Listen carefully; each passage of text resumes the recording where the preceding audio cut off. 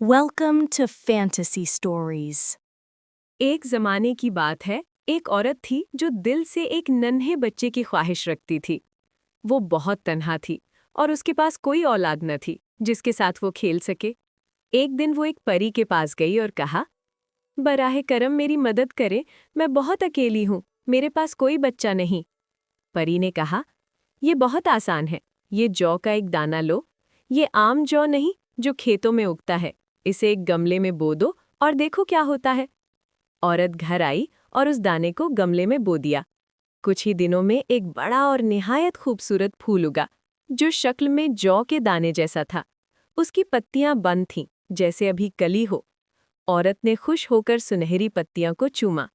ज्यों ही उसने बोसा दिया, फूल हल्का सा कांपा और फिर एक हकीकी तितली में बदल गया। मगर उसी फूल के अंदर मखमली रेशों के दरमियान एक निहायत नाजुक और खूबसूरत नन्ही सी बच्ची बैठी थी। वो आधे अंगूठे से भी छोटी थी, इसीलिए उसका नाम थम्बलीना रखा गया, मगर प्यार से उसे फ्लोरीना भी कहा जाता था। एक खूबसूरत पॉलिश शुदा अखरोट का छिलका उसका झूला था। नीले बबूल के पत्ते उसका बिस्तर थे और गुलाब की पत्ती उसकी चादर। रात को वो उसी में सोती और दिन को मेज पर पानी से भरी प्लेट रखी होती। प्लेट के गिर्द फूलों के हार थे और पानी में एक बड़ी लाला की पत्ती तैरती थी, जो फ्लोरीना की कश्ती थी। वो उस पर बैठकर सफ़ेद घोड़े के बालों से बनी 2 चप्पुओं से कश्ती चलाती। ये मंजर बेहद दिलकश होता। फ्लोरीना की आवाज़ निहायत नर्म और मीठी थी। ऐसी आवाज़ पहले किसी ने ना सुनी थी। एक रात जब वो अपने खूबसूरत बिस्तर में सो रही थी, एक बड़ी बदसूरत और गीली मेंढकिनी टूटे हुए शीशे से अंदर आई और मेज पर कूद गई। ये तो मेरे बेटे के लिए बहुत खूबसूरत दुल्हन बनेगी, मेंढकिनी ने कहा। वो फ्लोरीना को अखरोट के छिलके समेत उठाकर बाग में ले गई। बाग में दलदली नाले के किनारे वो अपने बेटे के साथ रहती थी। उसका बेटा उससे भी ज्यादा बदसूरत था।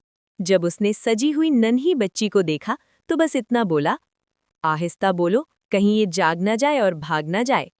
दोनों बदसूरत मेंढक फ्लोरीना को नाले के गहरे पानी में ले गए।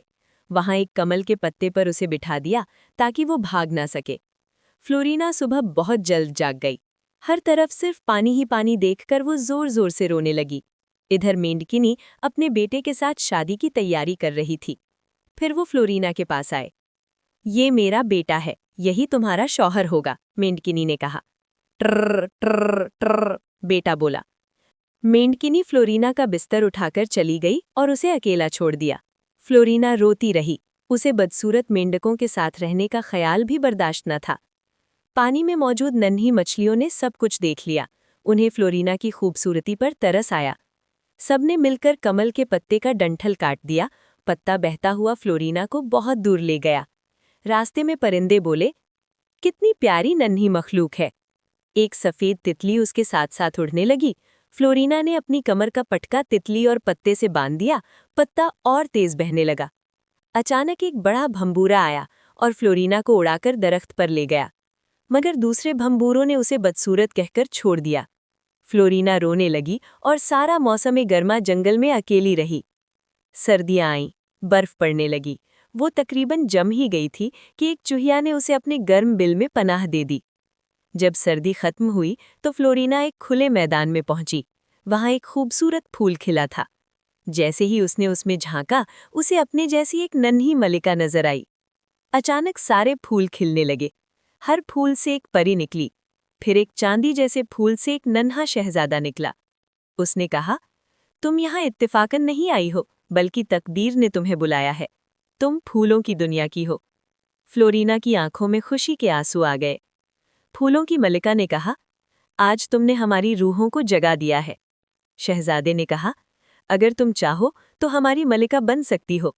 फ्लोरीना मुस्कुराई और हाँ में सर हिला दिया। सफेद परी ने उसके कंधों पर चमकते हुए पर बांध दिए। अब तुम उड़ सकोगी। और यूं फ्लोरीना, जिसे कभी कमजोर समझा जाता था, माया बन गई, फूलों की दुनिया की रोशन मलिका।